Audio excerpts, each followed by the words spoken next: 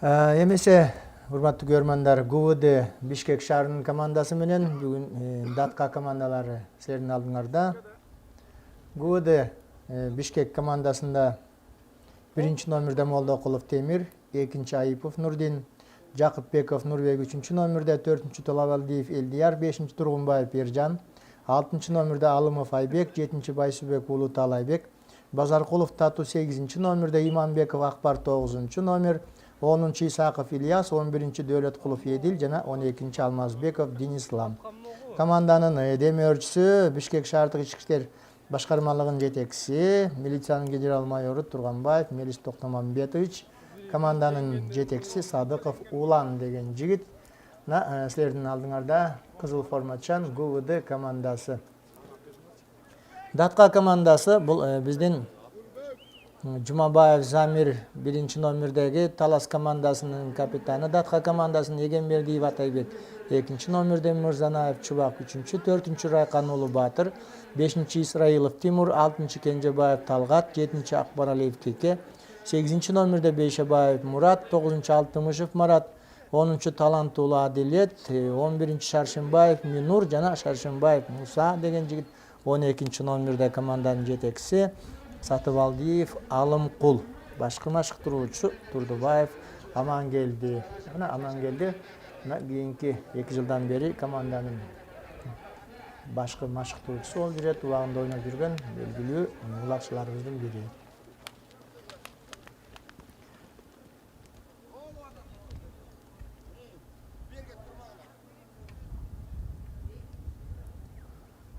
Булар бүгүнкү командаларыбыз Норус майрамына карата өтүп аткан мелдештин 3-чү күндөгү оюндарды баштап атат. 18 март күнү мына биринчи оюн биздин ушул Бишкек шаарынын ГУВД командасы менен Датка командаларынын ортосундагы оюнга биз бүгүн кезек беребиз. Командалар жана айтып кеттик, бир 12 команда бүгүнкү Норус турнирине катышып атат. Эмесе оюн башталды. Улактын салмагын билесиздер, урматтуу көрөрмандар. 32-33 килограмм. Улак жерде Бишкек шаары команданын жана айтып кеттик, мына ачык түстөгү кызыл формачан, ал эми Датка командасы кара кошкул кызыл формадагы Датка деген командасы көп жылдардан бери Ойгайың деген команда менен чыгып жүргөн билесиздер. Темир Молдокулов бул биздин ГУВД командасынын капитаны, белгилүү оюнчуларыбыз. Бул ар бир оюнчу бизге таанымал болуп калды десек болот. Көрөрмандарга дагы оюндун жүрүшүндө дагы колдон келишинче силерге жакындан тааныштырып турууга аракет кылабыз. Эмесе оюн ортодо жекеме-жеке, башкы калыс бүгүнкү оюндагы Асылбек Шерибаев эл аралык даражадагы калыс. Өзүңүздөр билгендей, ар бир командада бирден оюнчу ушул чийимдин ичинде гана таймаш керек. Калган команданын оюнчулары ушул улакты чийимден чыккандан кийин гана кошулуп талаша баштаса болот. Командаларды дагы оюнчуларды дагы мына ортодогу калыс бетме-бет тургузууга аракет кылып атат. Негизи биздин балдардын баары тең ушуга көнүшүбүз керек. Көп жылдардан бери айтып келатабыз, бетме-бет тургузуп ойногондо биздин элдерге дагы белгилүү, жакыныраак таанышууга дагы жакындан жакшыраак болот деп ойлойбуз. Сол жагыбызда кайсы команда турат, оң жагыбызда кайсы команда турат деп, мына 12-чи номерде бул биздин Шаршымбаев Муса деген өзүнүн алтын сары деген аты менен 1981-жылы туулган жигит. Негизи эле Ойгайың командасы мына 10 жылдан бери ушул ар дайым бизде Кыргызстанда өткөн жана ошондой эле Казакстанда өткөн, Чымкентте, Таразда болгон оюндарга катышып жүрөт. Жаңы муундагы жаш балдар келип ойноп атат. Мына айтып кеттик, бул жерде учурунда ушул команданын капитаны болуп жүргөн белгилүү оюнчуларыбыздын бири Амангелди Турдубаев бүгүн мына машыктыруучу болуп жүрөт. Ошондой эле белгилүү оюнчулардан биякта Жумабаев Замирди айтсак болот, аксакал оюнчулар болуп калды. Биздин негизи эле Көк Бөрү федерациясындагы эң тажрыйбалуу аксакал оюнчулар. Ошол эле Эгембердиев Атайбек деген жигитибиз бар. Ал эми биздин маңдайыбызда азыр көрсөткөн көрүнүштөр бул Bizim Молдокулов Темир деген buragı belgili ulakçılarımızın biri. 84-жылы туылған Акбайпак деген аты менен азыр эми Муса экөө ортодо жекеме-жеке беттешет.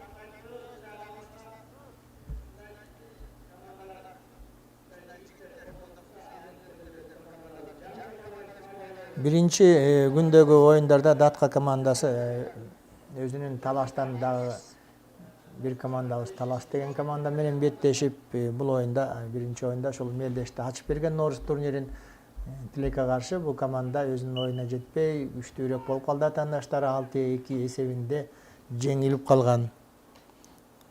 Андан кийинки 17 мартта бул команда эс алып, мына бүгүн кайрадан өзүнүн экинчи оюнуна Бишкек шаарынын ГУВД командасы менен беттешкен турат. Азыр эми ортодо башка оюнчу чыккан экен ГУВД командасында. Бул биздин дагы бир күчтүү белгилүү оюнчуларыбыздын бири Иманбеков Акбар деген жигит. 1987-жылы туулган. Минген аты Жигит деген ат экен. Өзү Ысык көлдүн кулуну көп жылдардан бери ойноп келет. Жаш болсо дагы 17 жаштан баштап ушул биздин Бостөрү айылынын командасында ойноп жүрдү. Андан кийин биздин атактуу Рассвет командасында ойноп, Кыргызстандын намысын коргоп, эл аралык мелдештерге катышып, жана айткан биздин Асанбек Аскаров турнирине чейин барып келген. Ошондой эле бул жигиттер биздин чоң алайда өткөн мелдештерге катышкан жигиттерибизди бул эки командадан оюнчуларыбыз бар. Аларды айтып өтсөк болот. Негизи бүгүнкү Норус турниринде биздин Мамлекеттик дене тарбия спорт агенттигинин астындагы улуттук оюндарды өнүктүрүү борбору тарабынан жаңы ушул сунуш киргизилип, жакшы сунуш кабыл алынды. Бизде былтыркы жылдан баштап Норус майрамында чыккан, финалга чыккан командалар спорттун чебери деген наамга татыктуу болушат. Ошондой эле биздин 31-август күнү Кыргыз Республикасынын эгемендик күнүнө өтө турган карата өтүкчү президенттик кубок турниринде финалга чыккан командалар Кыргыз Республикасынын спорттун чебери деген наамына татыктуу болушат. Ал эми азыр оюнубузда эреже бузулду. Көрдүңүздөр, эңкейип келаткан улак теңип бараткан балабызды атаандашы туура эмес эрежени бузуп тоскондук үчүн бул жерде оюн токтоп калды.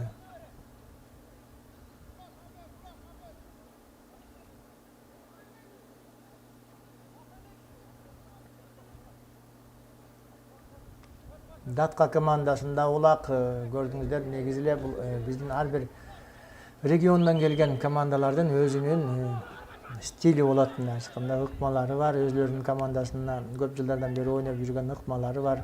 Өзлөрүнө гана жарашып калат айтсак, мына ушул талаштык жигиттер улак алып бараткан өнөгүн тизигинден алып жардам берип сүйрөп кетмей, ушундай бир адаттары бар. Эми ал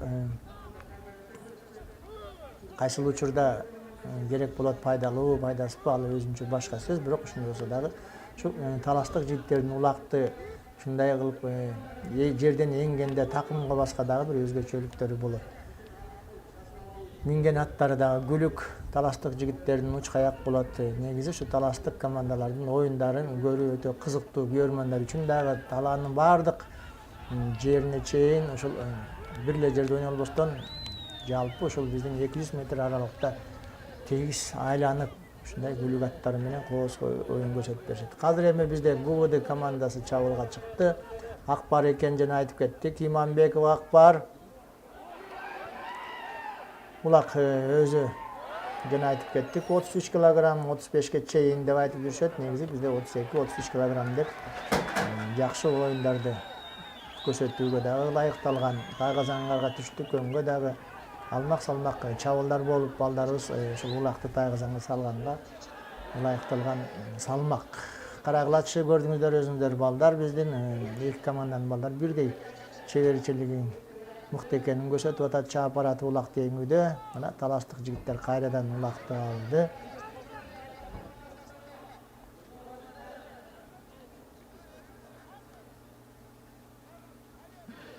Датка командасы. Бул команданын жетекчиси тууралуу айтып кетпесек болбойт. Биздин ушул улуттук оюндарды сүйүүчү көрөрман, биздин белгилүү машыктыруучубуз, ушул биздин Сатыбалдиев, Алымкул деген жигитибиз бар. Көп жылдардан бери өзүнүн күчү менен жалгыз команданы алып келет. Эч кандай жардам демөөрчүлөр жок.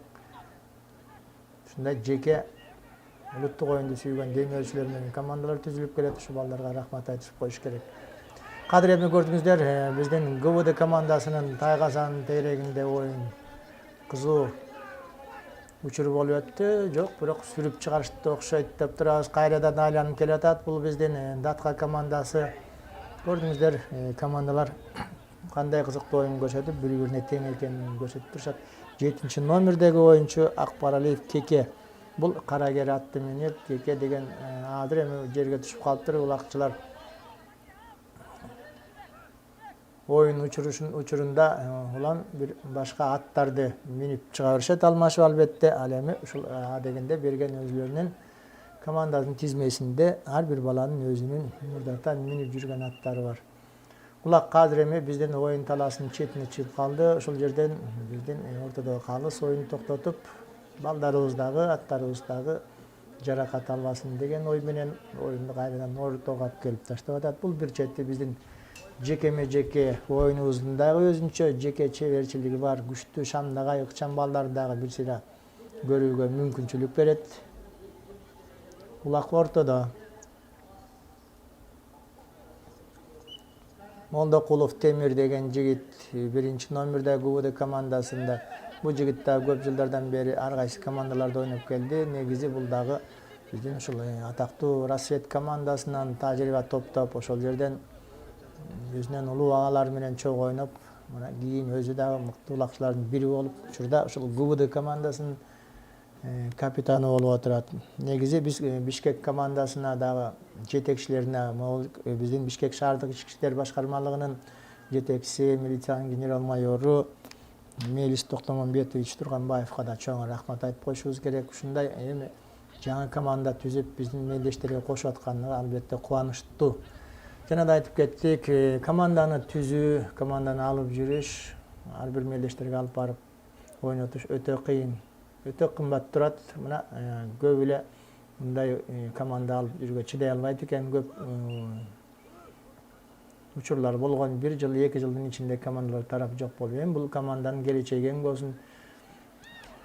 Көпкө чейин бардык турнирге катышкан командалардын бири болот деген ойдобуз. Ал эми мыкты аттарын көрүп турабыз. Оюнчулары да жаман эмес. Айтып кеттик, мына Акбар Иманбеков бул биздин эң мыкты улакчыларыбыздын бири. Жалгыз гана бул ГУВДда эмес, Кыргызстанда да, Казакстанга да таанымал оюнчуларыбыздын бири.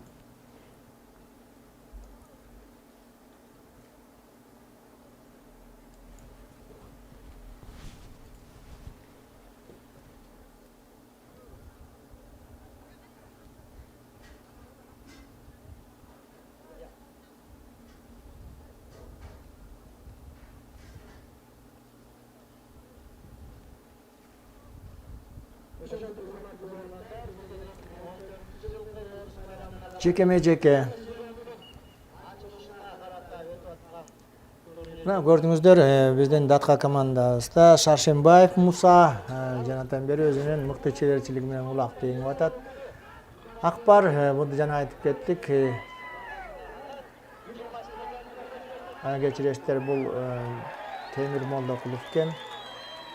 Темир Молдокулов мына бул жерде эсепти ачып атат. Эсеп Бишкек шаардык ички иштер башкармалыгынын командасына жеңиш алдыга чыгышты. ГУВД жана Датка командаларынын ортосунда оюн 1-0. Датка командасы бул Таластын командасы жана айтып кеттик. Мурдагы Ойгайын командасы.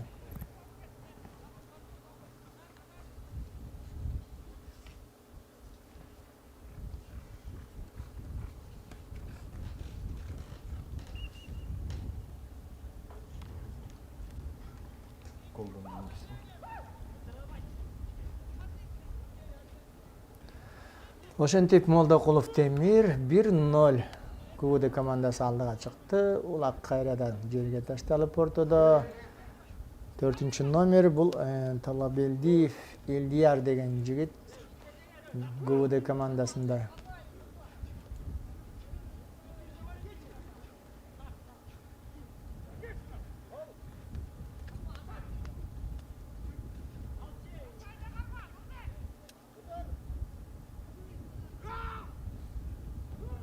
Ыңгайлуу учур болуп турат окшойт. Азыркы эмесине да могул жерде талаштык жигиттер жакшы эле улакты курчап алгандай болгон жок. Могул жерде бөлүп жарып көрүндө Нурбек деген жигит бул биздин Жакыпбеков Нурбек дагы бир белгилүү оюнчуларыбыздын бири. Мына эми бул командалар бири-бирине улак теңүүгө жолдоо болуп, кайрадан ортодогу калыс Насылбек Шерибаев жекеме-жеке улакты таштап балдарды ортого чыгарып атат. Ар бир командадан бирден дагы эле Шашимбаев Муса, Датка командасында жана Темир Молдокулов, Акбай Бакыт деген ат.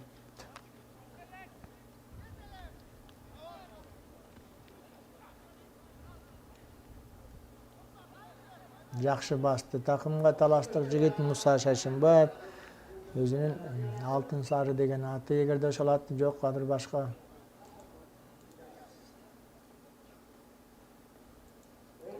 Аутка сүрүп чыгарышты. 1981-жылы туулган жигит Шашимбаев Муса.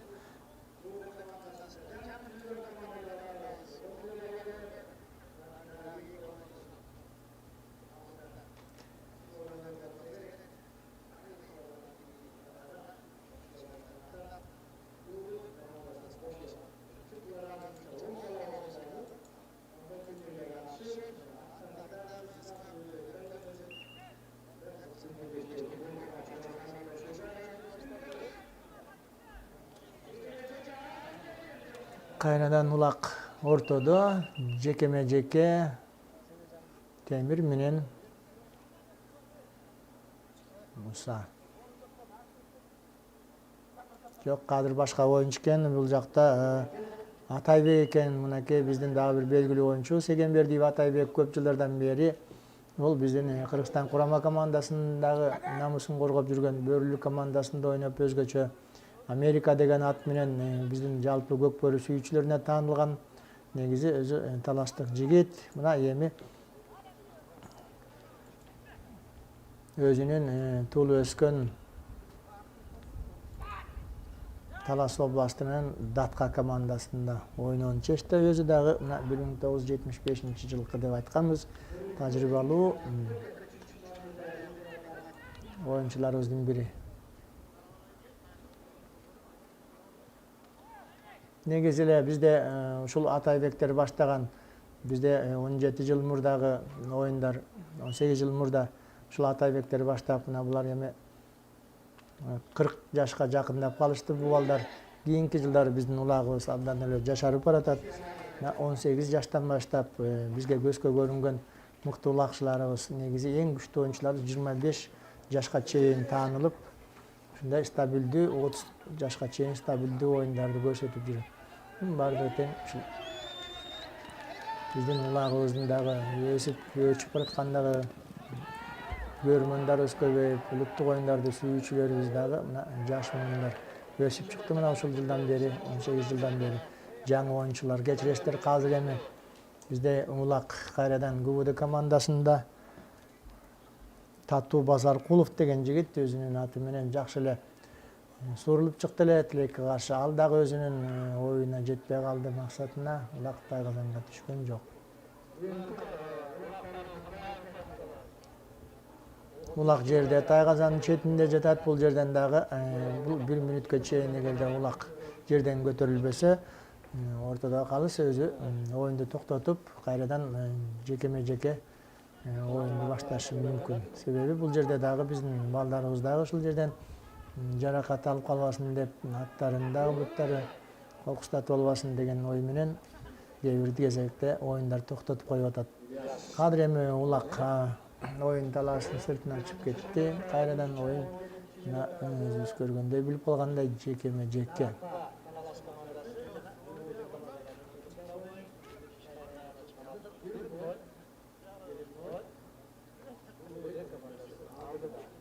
негизи эле быйылкы 2014-жылкы Nooruz майрамына катышып аткан командалардын балдардын баардыгы тең мыкты даярдык менен келгени көрүнүп турат. Мына бизде кышы бою декабрь айынан баштап кышкы сезондун ачылышына арналган турнирлер өтүп келди. Биздин Чүй-Өрөнүндө өзгөчө Чүй-Өрөнү биздики ушул Чүй-Өрөндөгү оюндар кышында жакшы ойнолот. Ар бир ишемби дем алыш күндөрү оюндар болуп, айыл-айылдарда шернелер өтүп, райондор шерне өткөрүп, ал эми Көкбөрү федерациясынын аракети менен ар бир райондо улуттук оюндарды сүйүүчүлөр, Чүй-Өрөнүнүн Көкбөрү федерациясынын жетекчиси, Бишкек шаардык Көкбөрү федерациясынын жетекчилери ушундай кышы бою ушундай кызыктуу оюндарды өткөрүп келишти.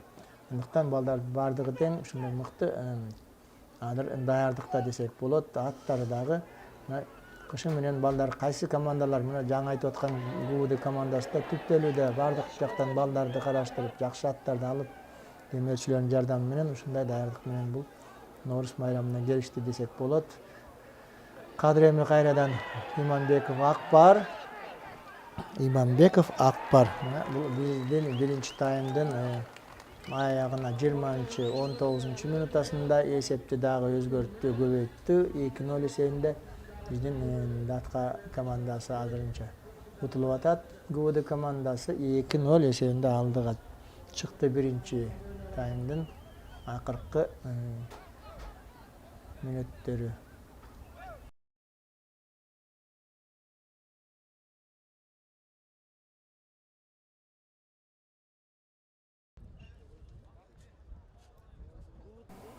Экинчи тайм биздин ГУВД Бишкек жана Датка командаларынын ортосундагы экинчи 20 мүнөткө азыр күбө болобуз чогуу урматтуу көрөрмандар. 2-0 эсебинде ГУВД командасы алдыда келатат. Бирок Кадыр эми чабуулда Датка командасы тайгазанга улакты сала албай калышты. Таластык жигиттер минген аттарын көрдүңүздөр. Булар дагы эми бир 10 мүнөттүк тынуudan кийин кайрадан бир өзүнчө бир тактикалык ыкмаларды өздөштүрүп, өзгөртүп мүмкүн экинчи таймга башкача ойнойлу деген ой менен келишти. Чүй дегенде эле улакты алышты көрдүңүздөр таластык жигиттер. Жана айтып кеттим, бул команданын минген аттары, оюнчулардын минген аттары жаман эмес.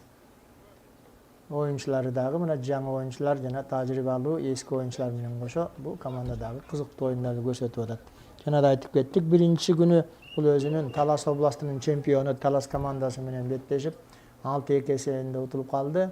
Бирок мына ушундай болсо дагы оюндун жүрүшүнө караганда биз бул команда өтө эле начар эмес экендигин билип турабыз.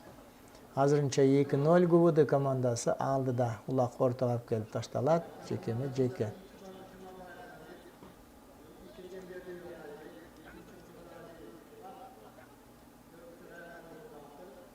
Ар бир командада ушундай ортого эңгиш жигиттери болот. Жана айтып кеттик, ортого үйрөтүлгөн аттары да көрдүңүздөрбү? Мусанын минген аты.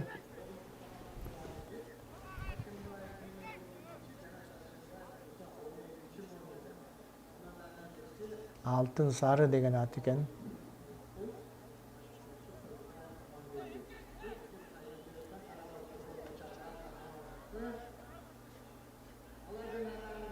Датка командасынын ортодо эңгиш жигитти. Биринчи таймда жакшы оюн көрсөттү, жакшы чеберчилигин көрдүк.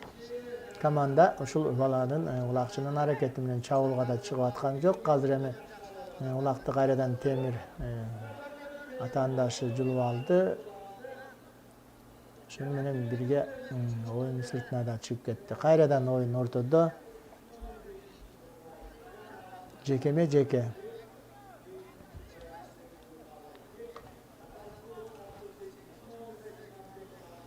Булар биздин бүгүнкү Nooruz майрамында өтүп аткан турнирден, карата өтүп аткан турнирдеги биринчи топтогу командалар. Жана да айтып кеттим, биздин быйылкы Nooruz майрамына 12 команда катышып атат. Биринчи группада ушул биздин Таластын 2 командасы, Талас Датка жана ушул Бишкек шаарынын ГУВД командалары бул биздин мелдеште биринчи группадагы командалар. Күн сайын ушул биздин мелдештерди ачып берип атат. 3-күн ГУВД Бишкек, Датка Талас командасы.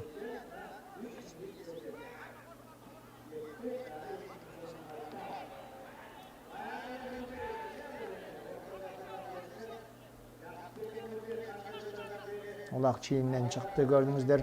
Муса балбан жигит экен, улак деңди дагы атаандаштан жулуп, могул жерде улак кайрадан оюн талаасынан сыртка чыгып кетти. Мындай учурда мондай күлүк уч каягаттардын жүрүшү менен биздин оюн талаабыздагы кыска кичине болуп кала турасып турат.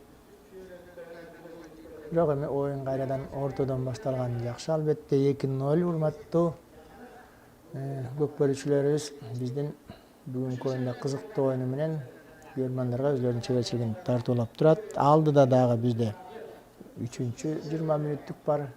Ал эми экинчи оюнубуз, экинчи тайм жаңы эле башталды. Бул жакта Акбар Иманбеков Акбар, Замир Жумабаев Датка командасында, команданын капитаны.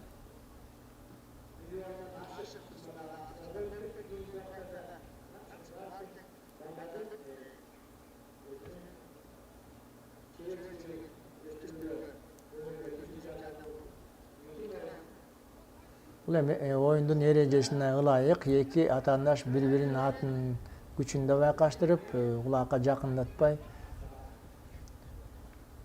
бул өзлөрүнүн үйдөгү тактикалары, ыкмалары десек болот. Себеби азыр эми Замир биринчи номердеги Датка командасынын капитаны өзү еңбей, атаандашын да еңдирбей, 1 мүнөттүк убакытты утайын деген ой менен ортого чыгып атат. Эми Акбар Шамдагай жигит билесиңер өзү. Ошон үчүн Шашынбаев Муса эс алганча бул ортодо азыр эми Жумабаев Замир күчтүү атаандашын жакын жолотпой, мына бул жерден улакка жолоткон жок. 1 мүнөттүн ичинде улак жеңилбесе, башка оюнчулар ортого чыгат, көрдүңүздөр. Азыр эми биз 10 номердеги таланттуулуу Аделет деген бир жаш баланы көрүп атабыз. 21 жаштагы бала Талас командасында. Анын жанындагы атаандашы Нурбек Жакыпбеков экинчи таймда ортого чыгып аткан. Бул Датка командасында дагы бир белгилүү күчтүү оюнчуларыбыздын бири. Атактуу Кожомкул Рассвет командаларында ойногон Нурбек Жакыпбеков деген жигит 86-жылы туулган, минген аты Спартак. Бул дагы көп жылдардан бери ойноп келет. Өзүнүн Бостери айылында ойногон. Бостери командасында голдун намысын коргоп, кийинки жылдары Рассвет Кожомкул Сокулук командасында ойноп жүрдү. Азыр эми мына бул биздин жаңы ГУВД командасынын оюнчусу болуп, мына бул үйдөгү, бул дагы улакты басып алгандан кийин эми өзлөрүнүн планын ишке ашырыш керек. Тактикалык ыкмалары менен улакты атаандашына береби. Улак салгыч күчтүү, мисалы Акбарга жеткире албай атат окшойт. Улакты Темир, бул жерде 3 күчтүү бала. Ошондой эле биякта Ильяс Исаков деген дагы белгилүү улакчыларыбыздын бири атаандаштарынан сурулуп чыгып, Акбарга бир ыңгайлуу мүмкүнчүлүк түзүп берүүгө аракет кылышууда. Бирок азыр эми ортодо кыпчылып калды. Улак Акбардын такымында Датка командасы тосуп атат өзүнүн тайгажанын.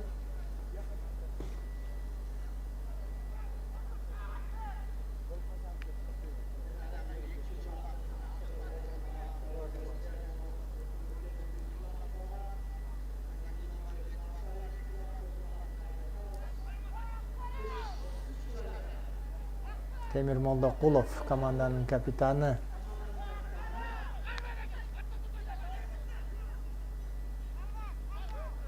Датка командасы атаандаштарын оюнун сыртына сүрүп чыгарышты. 2-0.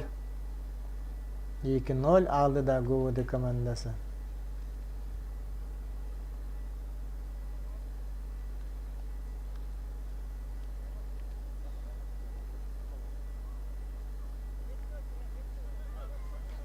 Жекеме-жеке мына бул жерде улак ортого таштагандан кийин негизи жеке туруш керек.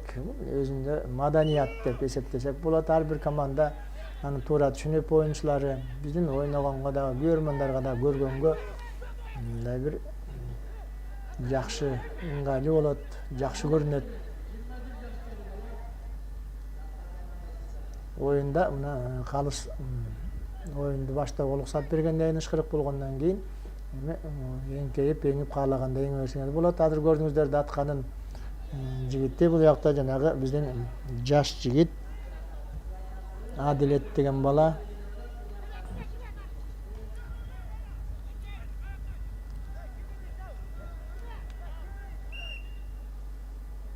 Улак ортодо.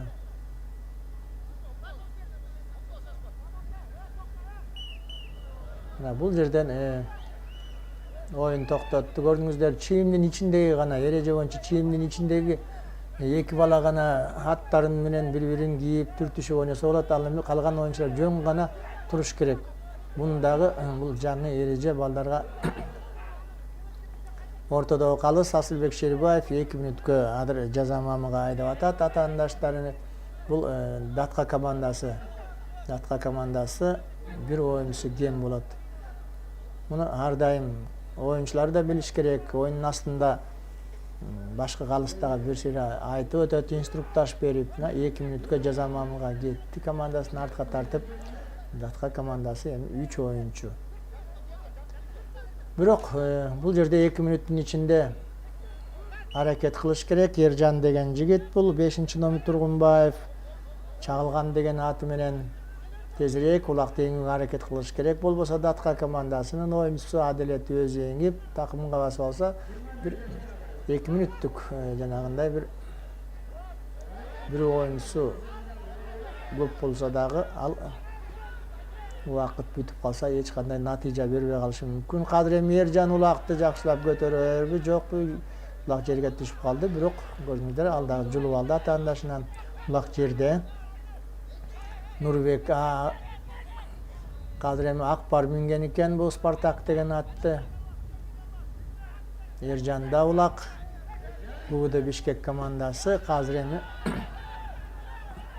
Тайгазанга жакындап баратат. Эржан, мынакей Эржан эң голдордун бири десек болот. Жакшы эле жетип калгандай болду эле атаандаштары. Бул биздин экинчи таймдын 11-мүнөтүндө Тургунбаев Эржан 87-жылы туулган, 26 жаштагы жигит командасына дагы бир улакты алып келди. 3-0. 3-0 алдыда биздин Бишкек шаарынын ГУВД командасы. ГУВД командасы тууралуу жана да айтып өттүм. Булар биздин жаңы команда.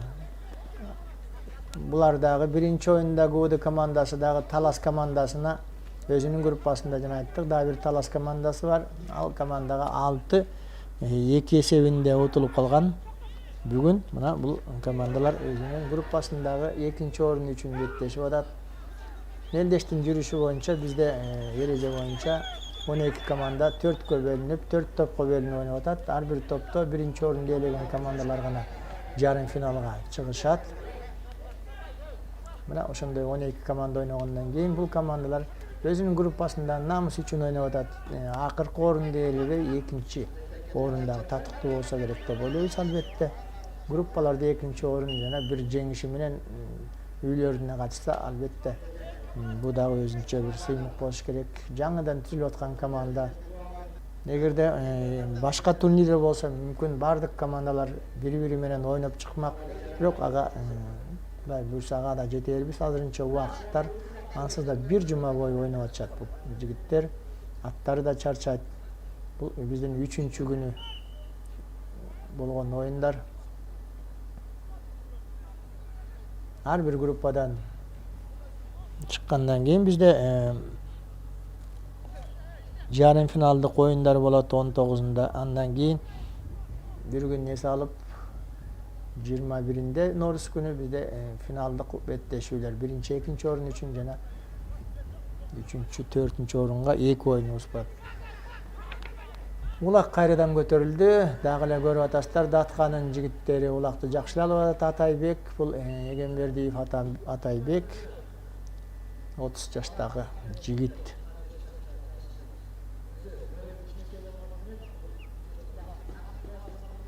Мыкты аттардын бири анын минген ат, Телтору деген ат менен.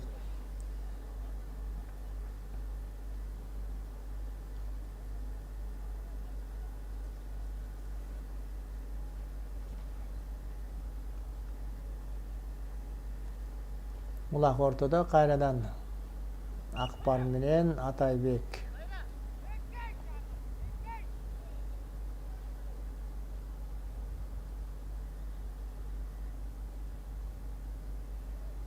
Атайбек учурунда Кыргызстандын чемпиону болгон. Бөрүлүү командасы менен президенттик кубоктун ээси, Спартакиадан жеңүүчүсү да болуп, ушундай мыкты оюн көрсөткөн оюнчуларыбыздын бири деп атабыз. Ошол эле Акбар дагы көп жылдардан бери ойноп келген, Ысык көлдүн өзүнүн Бостери командасында, кийин Рассвет командасында ойноп жүрдү. Кийинки Кожомкул командасы деген Тилекке каршы ошол быйылкы турнирде Кожомкул командасы жок.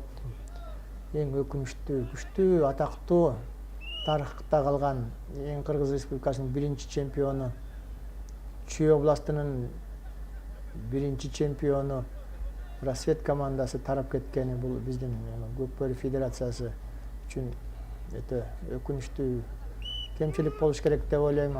Бирок ошол менен болсо дагы ГУВД командасынын пайда болушу бир жагынан бул жакшы, кубанычтуу жаңылык. Улак чийимден чыкты. Азыр эми бардык оюнчулар өзлөрүнүн өнөрлөрүнүн чеберчилигин көрсөтө берсе болот. Кайрадан улак көтөрүлүп барат. Эржан улак жерде дагы эле бардыгы тең улактан өтүп кетип, кайрадан Датка командасынын 7 номердеги оюнчусу Акбаралиев Кеке. Бул Кеке деген жигит дагы карагери менен ушул турнирде көзгө көрүндү, жакшы оюн көрсөтүп, ушул биздин Датка командасынын негизги оюнчуларынын бири. Ушул Кеке деген жигит, ошол эле Атайбек, ошол Муса деген жаш, Адилет деген жигиттер ойноп аткан баса белгилеп кетишибиз керек. Исраилов Тимур көп жылдардан бери ойноп жүрөт. Чубак, Замир деген балдарыбыз. Бул биздин Датка командасында оюнчулар.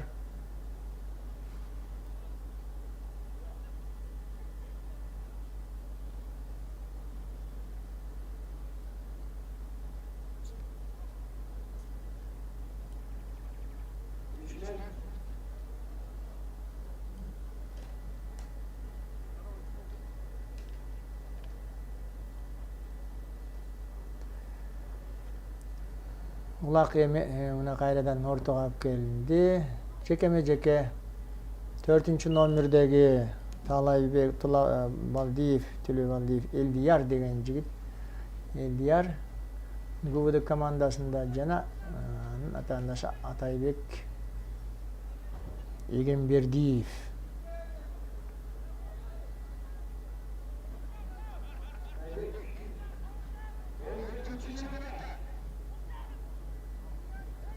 Телтору деген аты менен Эгембердиев Атайбек жана өзүнүн күрөң аты менен Элдияр. Элдиярдын күрөң аты Белек, кайман аты Белек деген ат экен.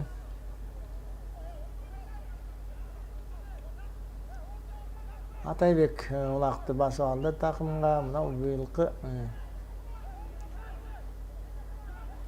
Датка командасынын негизги эң мыкты оюнчусу Атайбек Эгембердиев. Быйылдан баштап Датка командасы бизде мелдешке катышат. Мурдагы ой кайын командалары. Бирок булар азырынча утулуп атат. Өзүңүздөр көрдүңүздөр, жанагы биринчи таймда 2 улак тайгазанга түшкөн. Экинчи таймда дагы бир улак алдыда ГУВД Бишкек командасы.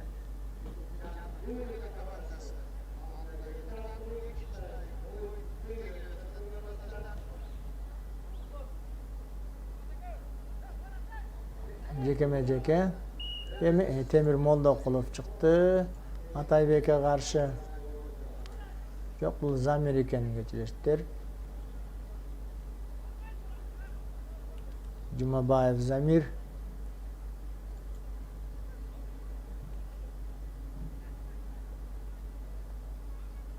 Мындай кезекте жана айтып атабыз, өзү да еңбейт, атаандашын да еңдирбөөгө аракет кылып атат Датка командасынын капитаны.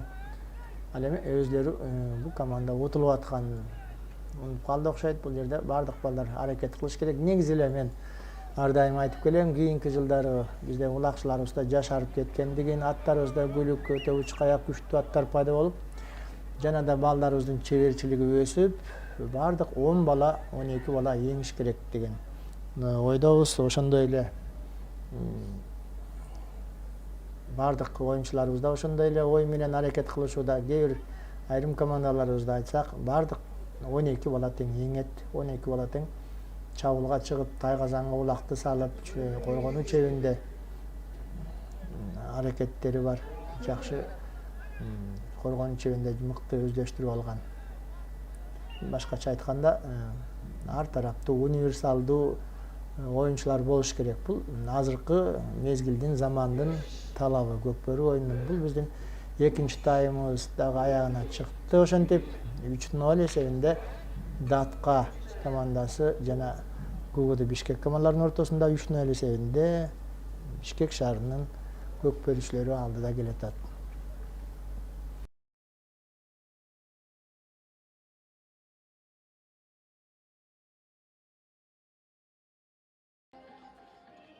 Азыр эми 3-чү тайм ГУВД Бишкек жана Датка Талас командаларынын ортосундагы биздин акыркы 20 мүнөттүк оюнубуз. Урматтуу көрөрмандар, 3-0 эсебинде оюндун жүрүшү байкап атасыздар. Оюнда эсеп дагы айтып турса керек, 3-0, эки команда жакшы оюн көрсөтүп, күчү тең эле болуп атат, бирдей болуп атат.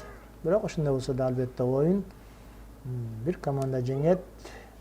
Азырынча ГУВД командаларынын чеберчиликтери күчтүүрөөк болуп атат. Артыкчылык менен ГУВД командасы 3-0 алдыда. Эми бир 20 мүнөттө дагы кандай болор экен, чамдаш керек деп Датка командасы дагы бир жолу бир жакшы аракет кылса, мүмкүн оюндун жүрүшү да өзгөрүлөр. Кайрадан улак оюн сыртына чыгып кетти, жекеме-жеке.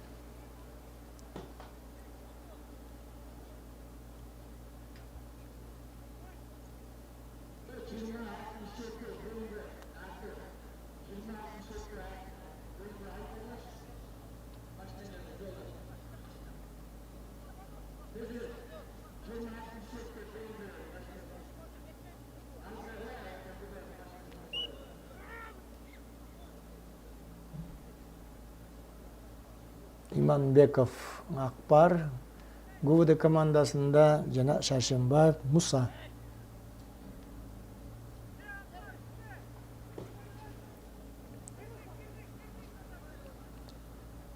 Акбарды көрдүңүздөр, Муса жакшы эле жеңип улакты көтөргөндө Шамдагай тажрыйбасы жагынан да күчтүүрөөк.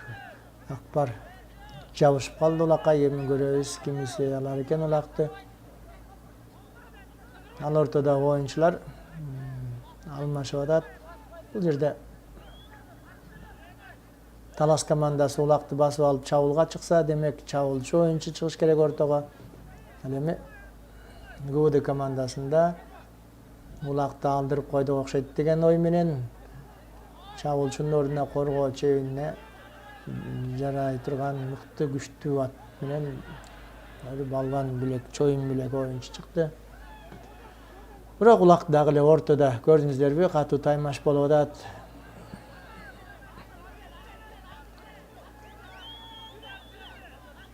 Жыйырма 26 жашта Акбар Иманбеков деген жигит. Минген аты да жигит экен, өзү да жигит. Белгилүү мыкты улакчыларыбыздын бири.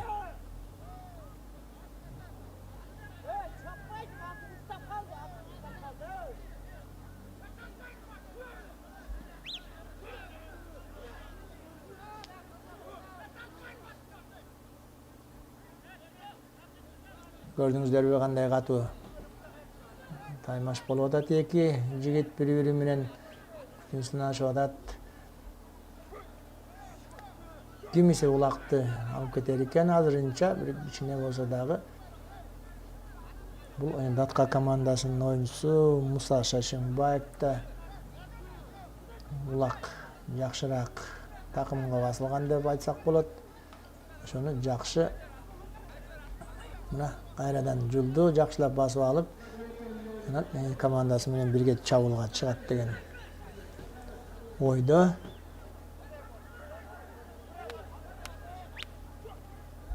Албетте бул жерде атынын дагы жардамы керек. Бул жерде Акбар да чарчады, улакты алдырды. Кезек Датка командасына келип чабуулга чыгып атат 12 номерде Шашимбаев Муса.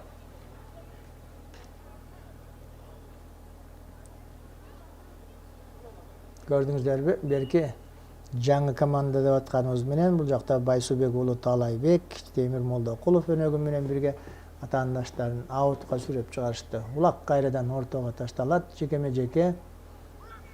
Бул 3-чү таймдагы Датка жана ГУВД командаларынын ортосунда оюн 3-0 алдыда Бишкек шаарынын командасы.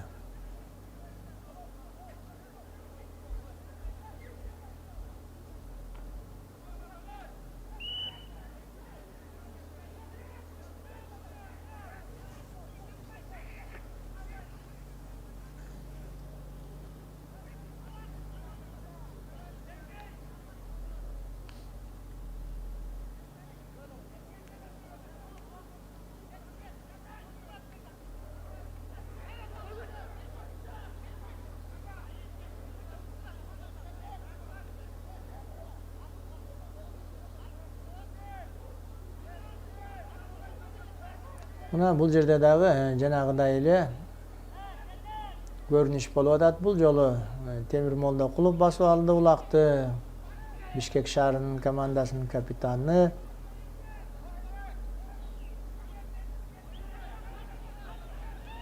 Эми чабуулга чыгып аткан ГУВД командасы.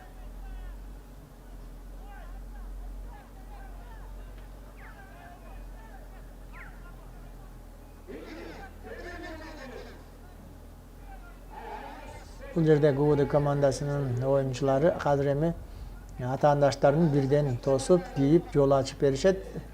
Бул Темир андан кийин өзүнүн гүлүк аты менен мүмкүн тайгазанга жетиши мүмкүн.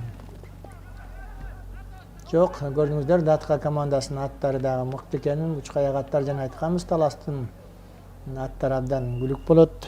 Негизи канча жылдан бери чогулуп жүрөбүз. Кыргызстандагы эң күчтүү аттар Таласта, Чүйдө.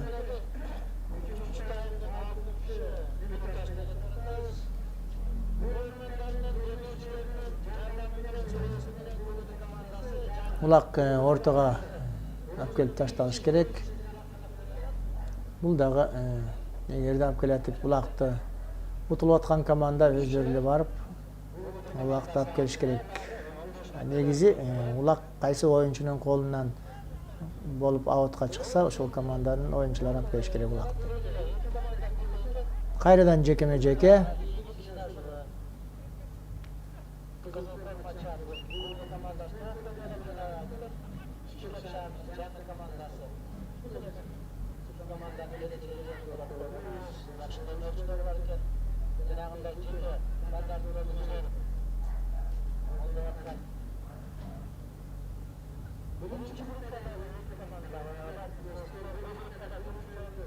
Датка командасы дагы эңди улакты жакшылап оңдоп түздөнүп такымга басып алып, эми чабуулга чыгат болуш керек. Бул Атайбек.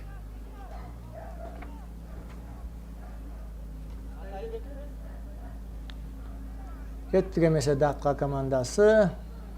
Бул жерде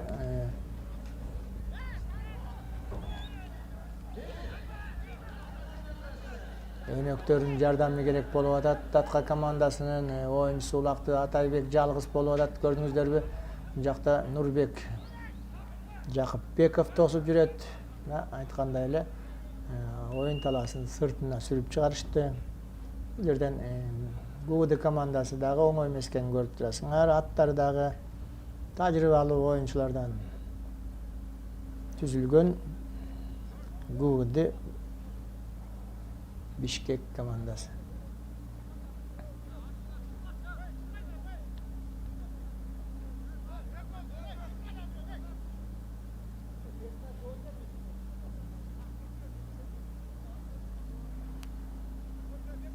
Кайрадан улак ортодо. Азыр эми Талас командасында Адилет Талант уулу жана айтып кеттик 21 жаштагы бала Акбар Иманбеков экөө күч сынашып атат. Азамат Адилет деген жигит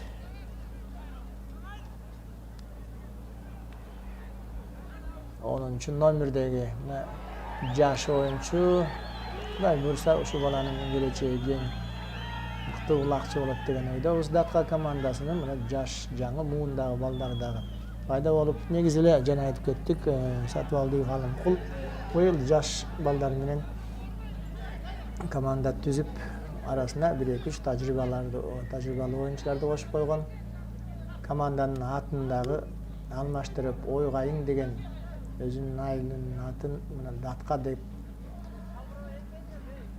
алмаштырыптыр. Бул өзү негизи Кара Буура районунан түзүлгөн команда. Ойгайың айылынан жигиттери, эми Манас районунун жигиттери Атайбек сыяктуу белгилүү оюнчулар бар. Кайрадан улак ортодо мына бул эки команда негизинен оюнду ортодо өткөрүп атат десек болот. Ушундай болсо дагы эсеп 3-0 алдыда ГУВД командасы. ГУВД командасына убакыттын өтө бергени пайда болсо керек учурда. Ал эми талаштык жигиттерге тезирээк улактап келип, тезирээк чабуулга чыгыш керек, жеңиш керек. Албетте ал үчүн мына көрдүңүздөрбү кандай Шамдагайлык менен Эржан. Мына бул биздин бүгүнкү оюнда Эржан ачылды. Өзү дагы аты дагы мыкты оюн көрсөтүп атат. Экинчи таймдан бери 5 номердеги бул Тургунбаев Эржан деген жигит. Бул дагы 26 жаштагы бала.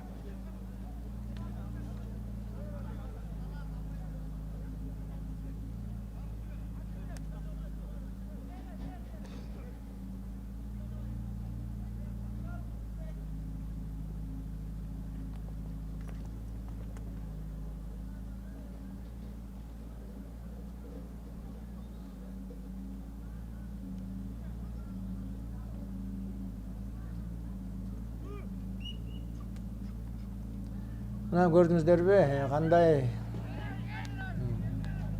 Шамдагайлык менен эми кетти Эржан. Атаандашы ээсине да келбей калды окшойт. Азыр эми өнөктөрдүн жардамы менен Эржан чабуулга чыкты. ГУВД командасы жанында Эржан жанында Темир Молдокулов, негизги чабуулчулардын бири Темир Молдокуловго өткөрүп берди. Бул жерде оюндун эрежеси бузулган деле жок. Бул тек гана балабыз жыгылып калып,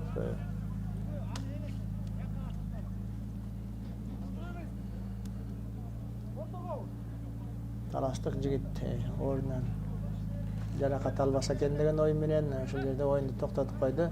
Негизги биздин оюнубузда биринчи кезекте балдарыбыз буту колун кокустатып албаса экен, жаракат албаса экен деген ой менен уюштуруучулар дагы, команданын жетекчилери дагы ушундай максатта болобуз.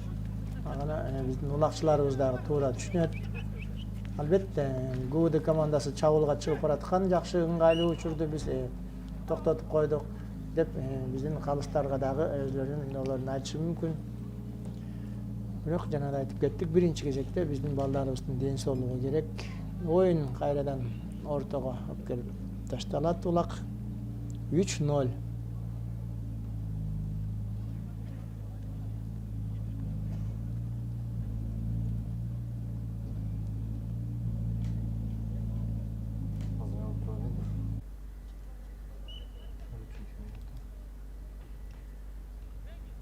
Жекеме-жеке биздин ГУВД Бишкек менен Датка командаларынын ортосунда оюндун 3-20 мүнөттүгүнө 14 мүнөттасына кеттик. Бул жана биринчи, экинчи таймда Тайгазанга улактар түшкөнүн билесиздер. Эсеп азыр эми 3-0.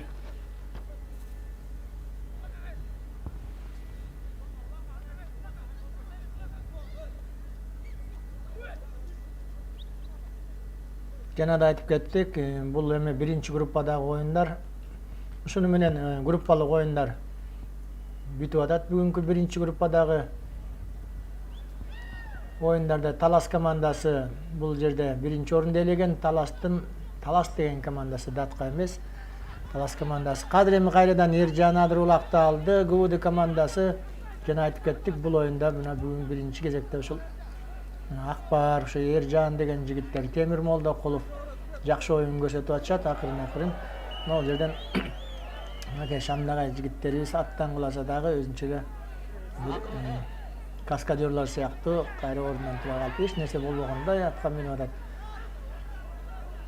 Акбар Иманбеков деген жигит өзүнүн өнөгү Эржан Тургунбаев менен улак кайрадан ГУВД командасына берилди. Бул жерде 2 мүнөткө жазалмамга айдап атат. Оюндун эрежесин бузгандыгы үчүн биздин датка командасы Таластын дагы бир оюнчусу Гем.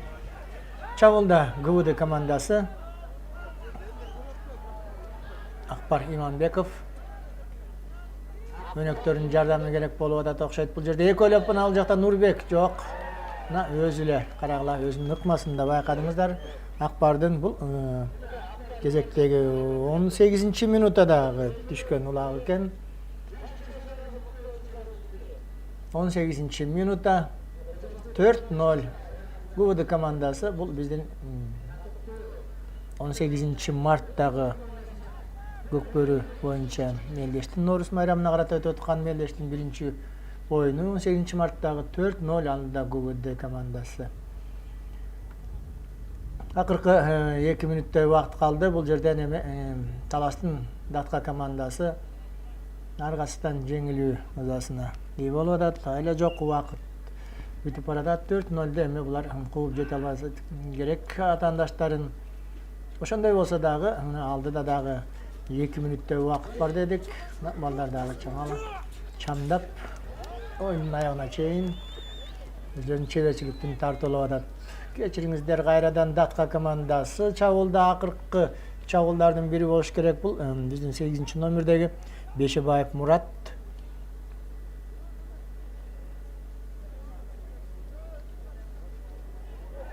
Үчөөлөп ар жагында бир оюнчусу атаандашы жулуп баратат улакты. 4 оюнчусунан датка командасынын 4 оюнчусу жакшы эле улакты алгандай болушту эле көрдүңүздөр. Могул жакта Гөгатчан кайрадан ГУВД командасы атаандаштарын сүрүп оюндун четине чейин, оюн таласынын четине чейин алып баратышат. Улак азырынча Талас командасында жок. Бул жакта ГУВД командасы алган экен улакты көрдүңүздөр. Могул жакта биздин оюн четиндеги дубалдын түбүндө катуу таймаш болуп атат. Акбарга тийди, кайрадан улак түшүп калган, улакты көтөрүп кетти көрдүңүздөр. Акбар Иманбеков мына өнөктөрүнүн жардамы менен жалгыз карагылачы мына бул жерде оюндарда өнөктөрү кандай ыңгайлуу шарт түзүп берип, бири-бирден кийип атаандаштарын жакын жолотпой коюшту. Албетте мындай учурду Акбар Иманбеков текке кетирбейт. Бул 19-минутта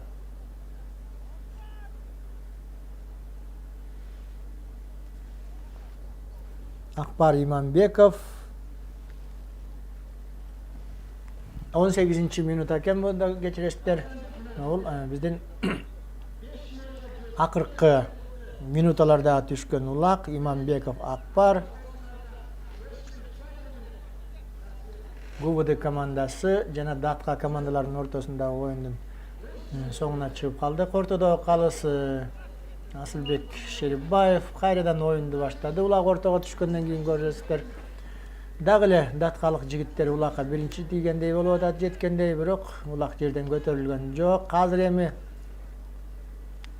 кезек ГУВД командасында 8-номердеги Базаркулов Татуу деген жигит.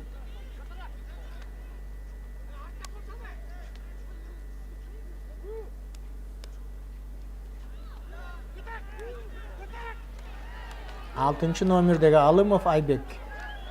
Алымов Айбек деген жигит мынакей. Дагы бир улакты кайгызанга салып атат. 6 номердеги бул да биздин жаш жаңы оюнчубуз 23 жашта. 23 жаштагы Айбек деген бала. Алымов минген аты Феникс.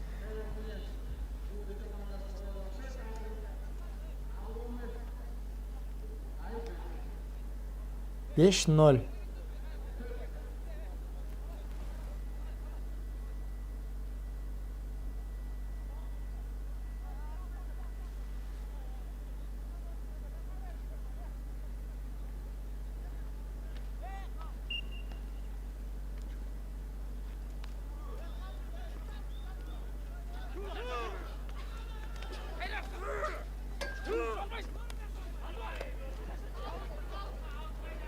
Датка командасы жакшы эле чабуулга чыккандай болгон, улак жерге түшүп калды, көрдүңүздөр. Азыр эми биздин оюн четиндеги кайрадан катуу таймаш болуп атат. Эки команданын оюнчулары бүгүнкү турнирде аяктагысы келбей кызуу мелдешке кирип, өздөрүнүн өнөрлөрүн тартуулап жатышат. Мына бул жерден оюндун калысы кайрадан ортодон улантмак болду оюнду. Жекеме-жеке.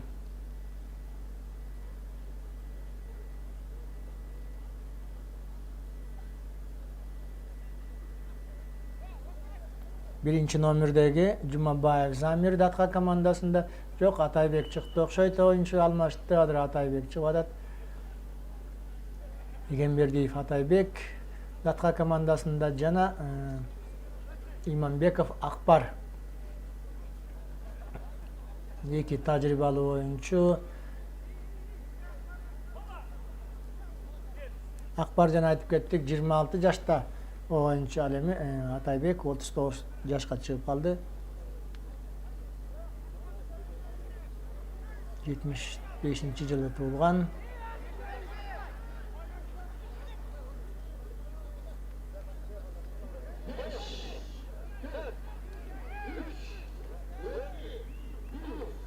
Мынакей биздин бүгүнкү оюнубуз, биринчи оюнубуз аягына чыкты.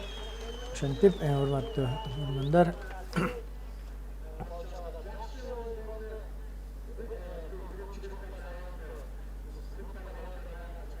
Датка жана ГУВД командаларынын ортосундагы оюн аягына чыкты.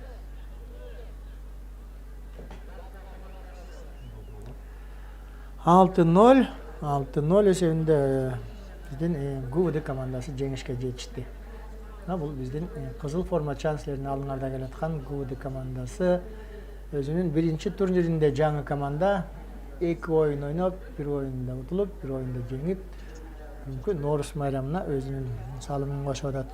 Бул командаларга ийгилик каалап коелук. Алдыда дагы оюндар, мелдештер бар. Албетте бул командага дагы жеңиш келет.